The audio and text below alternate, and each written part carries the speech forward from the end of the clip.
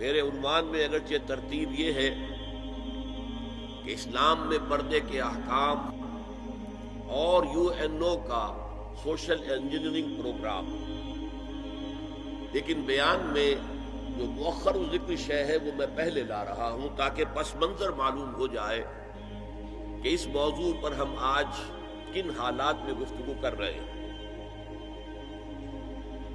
دیکھیے، تقریباً 3 صدیوں سے جو ایک تہذیب یورپ میں پروان چڑھی تھی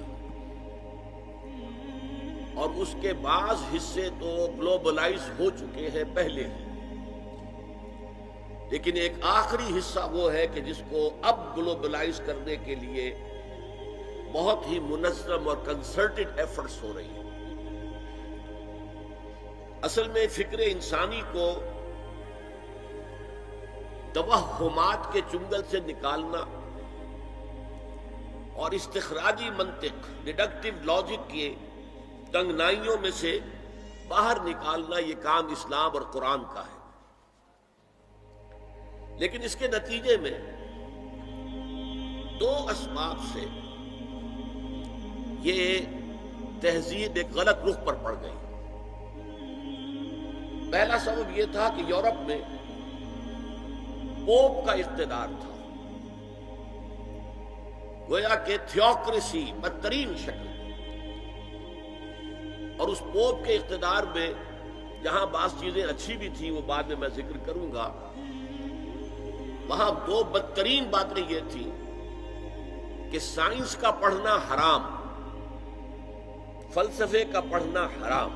کسی کے گھر سے سائنس اور فلسفے کی کتابیں نکل آئیں تو انہیں زندہ جلا دیا جاتا تھا۔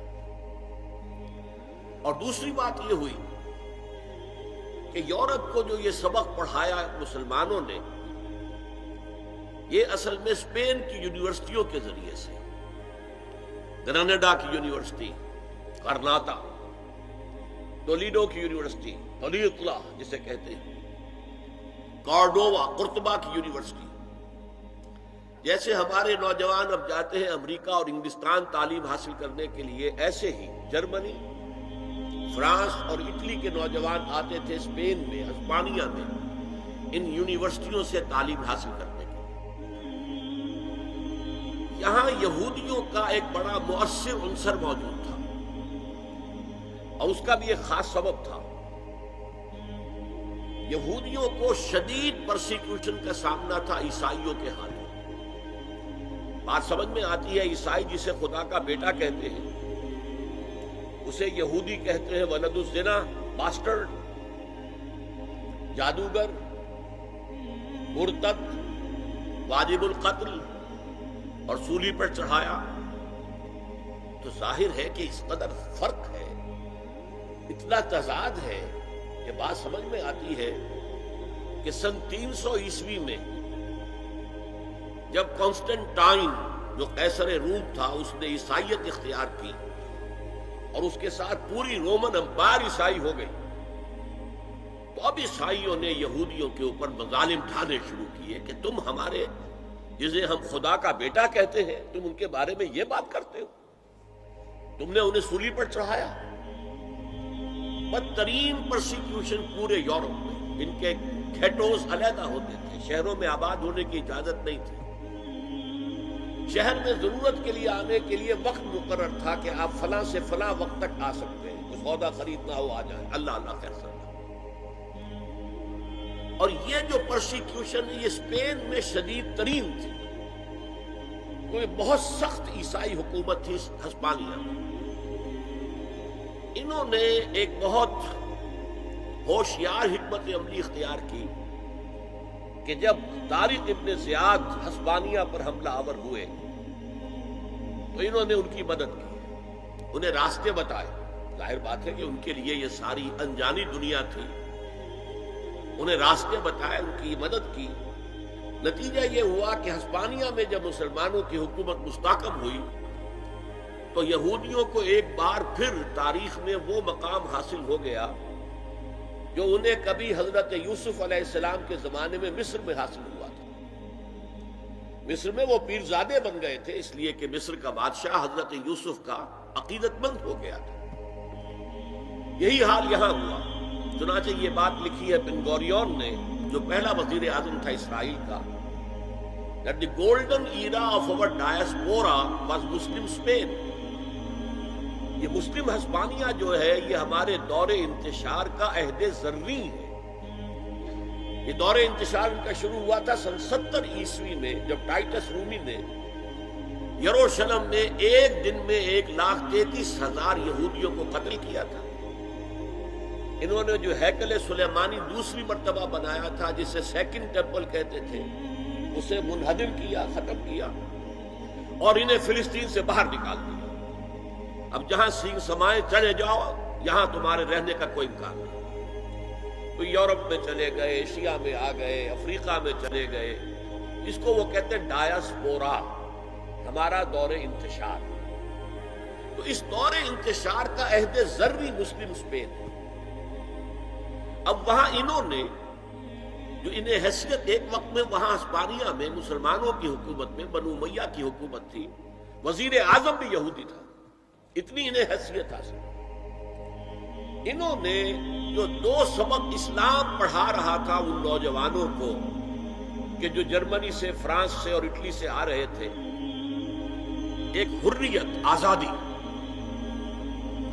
کوئی انسان دوسرے انسان کا محکوم نہ ہو, کوئی قوم دوسری قوم کی محکوم نہ ہو, انسان کو حق حاصل ہو حکمرانوں کو چیلنج کرنے کا, ان سے جواب طلبی کا.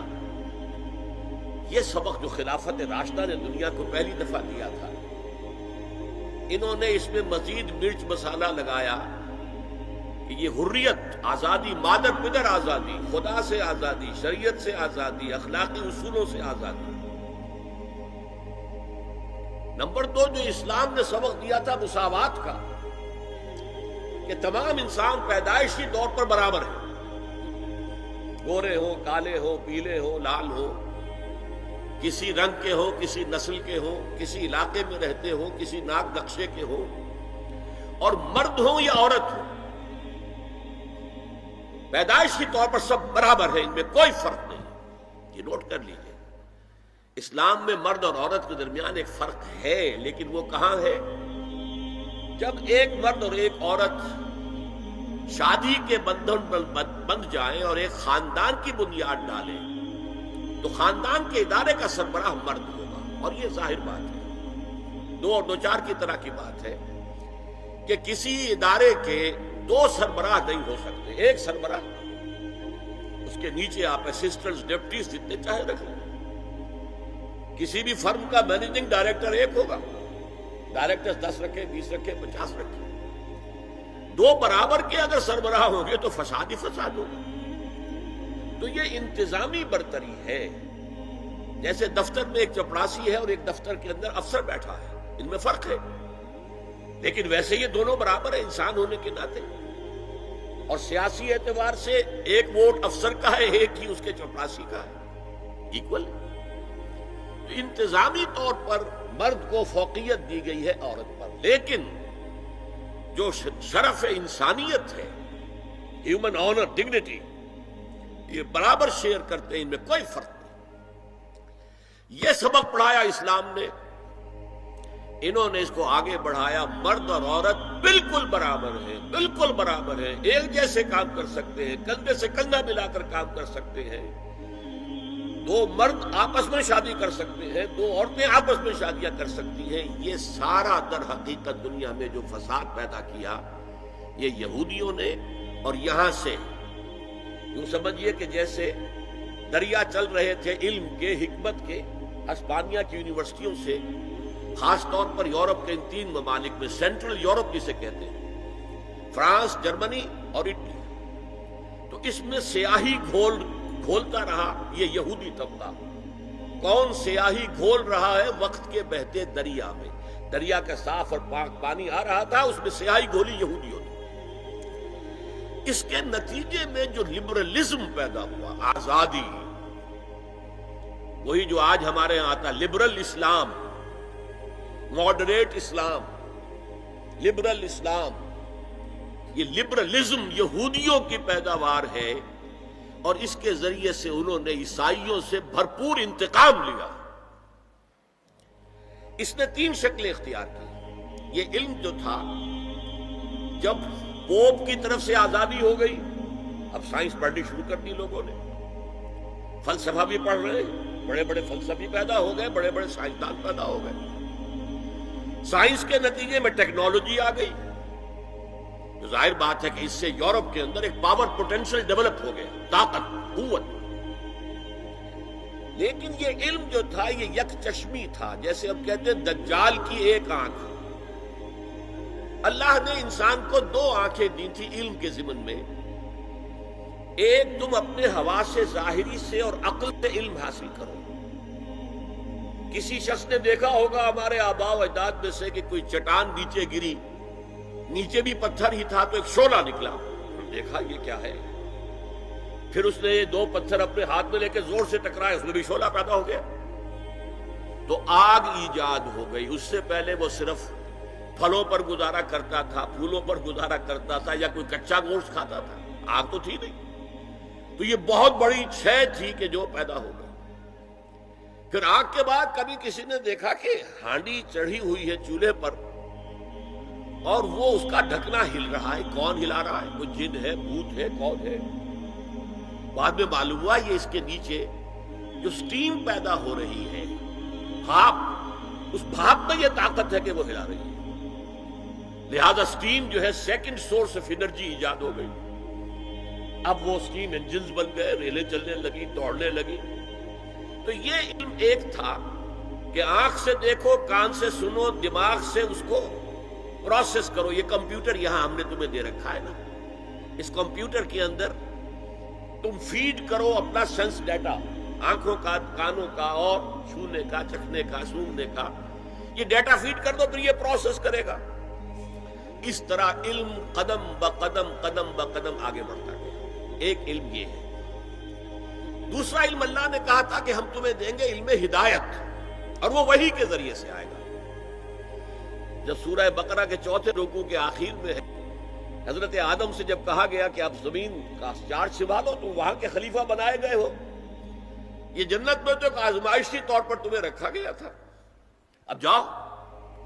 تو ساتھ ہی کہہ دیا گیا فَإِمَّا يَأْتِيَنَّكُم مِّنِّي هُدًى فَمَن تَبِعَ هُدَايَ فَلَا خَوْفٌ عَلَيْهِمْ وَلَا هُمْ يَحْزَنُونَ۔